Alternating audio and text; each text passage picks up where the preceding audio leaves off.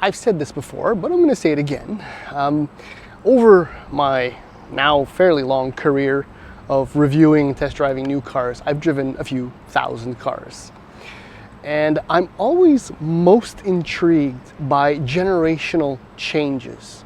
I mean, the first one that comes to my mind is, say, like stepping out of a Mark 6 Jetta into a Mark 7 Jetta. I'm looking for, difference in the way things are tuned, the way things feel, and all of that. And I'd have to say, for the most part, changes are usually evolutionary or subtle, because in most cases, the base product is really good. On occasion, even though the base product is really good, the changes brought forth to the follow-up generation are mind-blowing and subtle at the same time. And I mean, I really feel like I'm disgustingly late to the party when it comes to this car. It's a 2022 Toyota GR86. But it only took a matter of seconds, and I truly mean seconds, from the moment I pushed the start button in this car, yanked the wheel, and released the clutch slowly, for me to realize that, oh my God, it's the same car, but it's so much better at the very same time. It is, like I said, I'm late. I mean, there have been thousands of reviews, in fact, maybe more, on this new car, but now it's my turn. So if you're watching this video to find out a little bit more about the GR86, thank you very much. But look, it's obviously, I drove the first cars that came out in 2012 for the 2013 model year, the Scion FRS and the Subaru BRZ, and I've always been in love with the car. And yes, there were a lot of debates about the power, but that was always only the biggest issue with this car. And as you very well know, that's no longer a problem with this car. And as importantly, as far as I'm concerned, what's going on in here has been improved. I mean, look, what I'm trying to say, as always, as I go on and on and on and on, is that this is the exact same car, just better.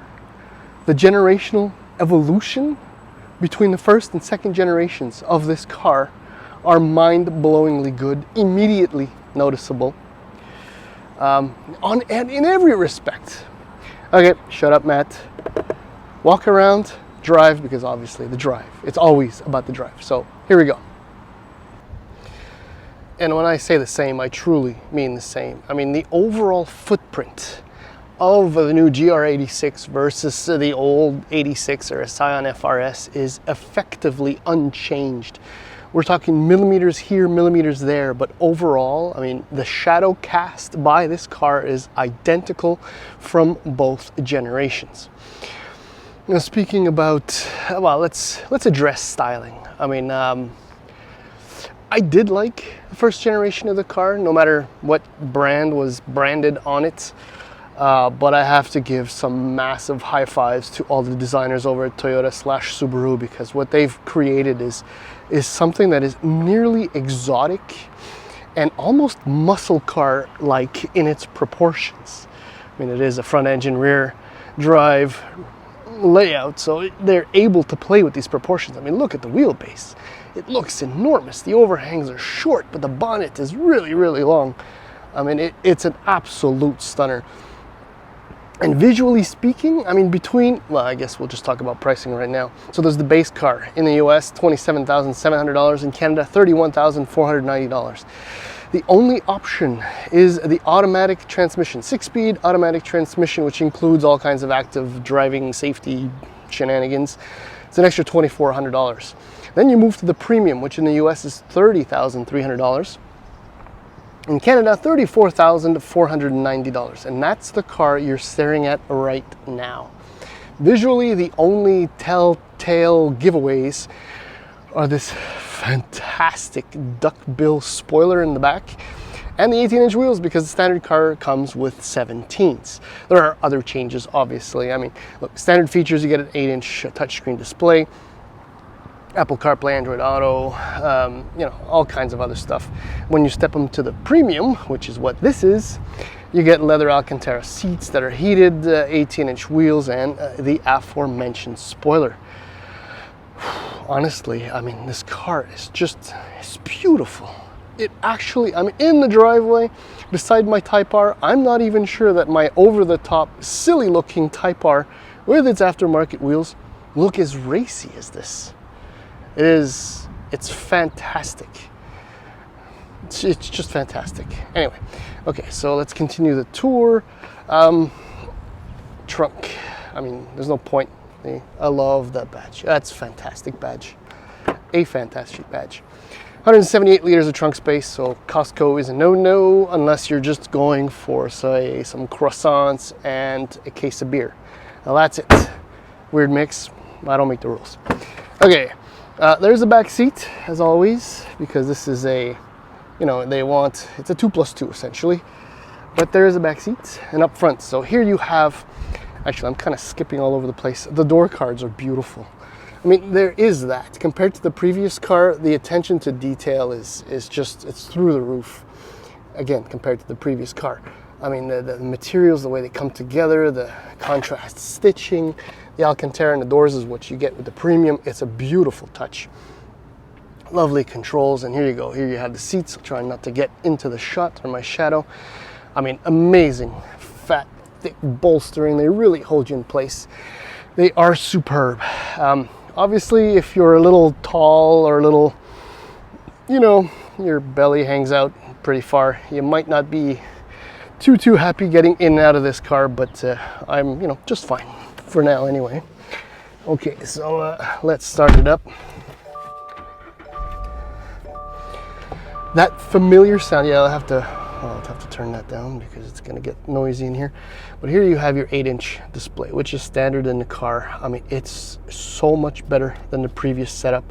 It's so much less gimmicky. I mean, the buttons work really well. Obviously, I'm working through the phone, but you know, I mean, everything is there. No, forget it. It responds really, really well. It's me now. I'm the one that's trying to negotiate, whatever. The point is that it works Apple CarPlay, Android Auto, as you can see. The combination buttons and touchscreen is wonderful. When you come down here, you have these very cool toggles. So they're very straightforward. You push them down, they don't work in the opposite direction. You see here your drive modes, always fun. And I mean, it's the type of things you expect in this car, including these high-low heated seat buttons, which are still, I mean, they look a little bit different than the ones that I remember from, say, like a 15-year-old, well, maybe 15, I'm exaggerating a little bit, Legacy, but anyhow, my seating position is obviously at the lowest setting, so you really, really feel like you are sitting in a sports car, and visibility is impressive. Very Toyota and Subaru-like, even though I'm in the absolute lowest position. When you come over here, you can clip your apex wonderfully, or even aim for the next one, which is what you're supposed to do. What else can I show you? I mean, you just got a shot of the steering wheel. It looks great. I mean, the grip is fantastic. The shifter, look how short the throws are. 1, ba-ding, 2. It's just fantastic. This is a machine for drivers, and I suppose that's where we're at right now. There's another reason why you have to love this car. I mean,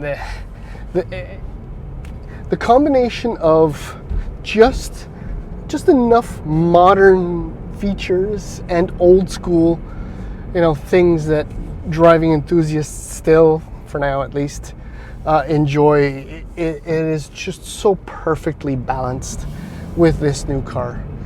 And when I say that, you know, as soon as I tugged on the wheel, I was like, that's the Subaru Toyota steering, and it just sounded and felt so perfectly right.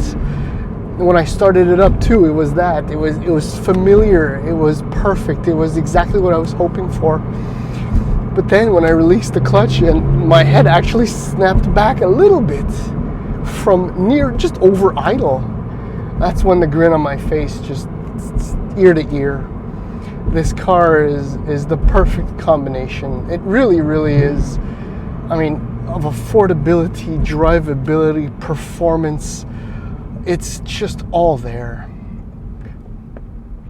I mean, if we want, this is very personal, but if I was to summarize, what the 90s and 2000s into the 2010s mean to me as far as a driving and a car enthusiast is concerned, this is the perfect embodiment of that. I've owned a bunch of Volkswagens and Mazdas and then other things too, but the point is that most of those cars all had in common just enough power, very little refinement, very involved driving experience, and it's all here. It's all intact in this car.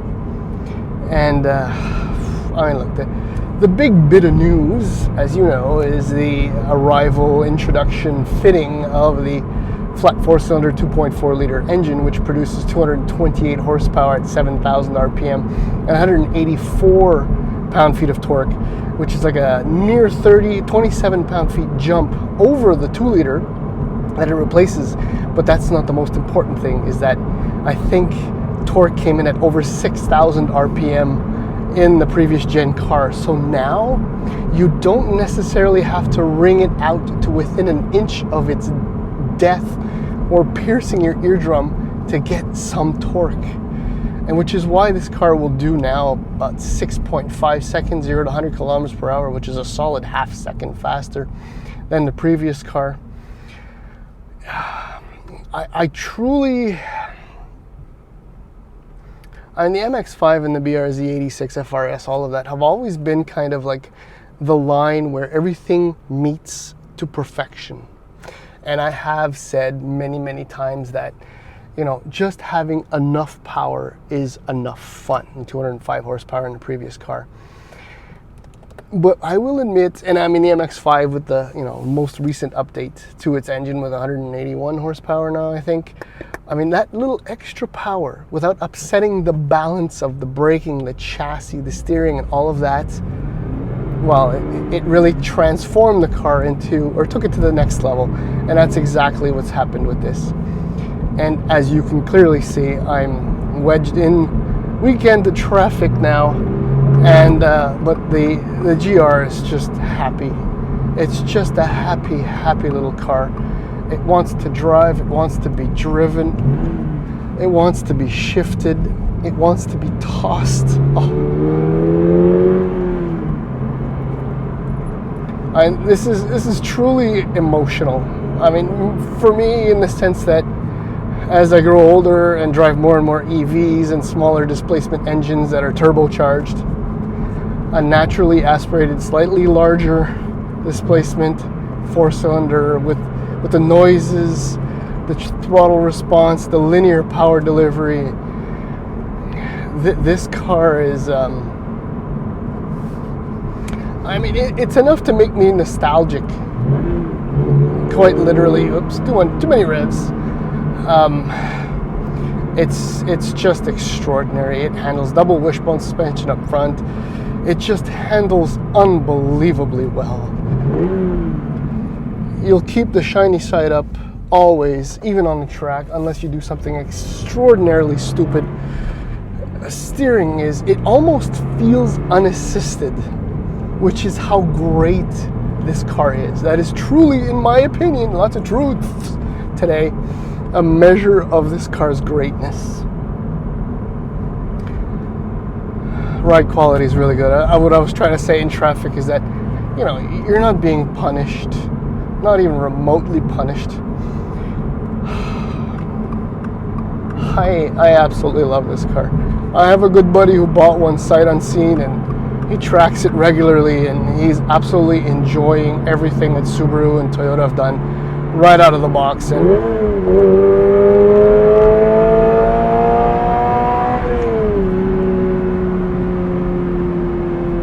And so do I. It's extraordinary. What an epic little automobile that is unbelievably affordable. That's it, I'm done.